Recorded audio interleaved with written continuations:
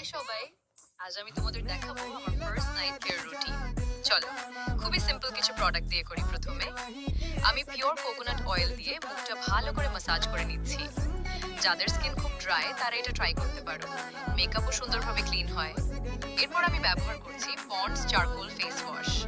এটা extra oil আর dirt ভালোভাবে remove করে। দেখতেই পাচ্ছ মুখটা কতটা ক্লিন হয়ে গেছে। এবার গুলাবাড়ি রোজ ওয়াটার, এটা টোনার হিসেবেও ইউজ করা যায়, স্কিন একদম ফ্রেশ করে। তারপর আমি লাগালাম মামাআর্থ বেবি ক্রিম, একটা জেন্টল ময়েশ্চারাইজার হিসেবে, আর ঠোঁটে একটু লিপ বাম।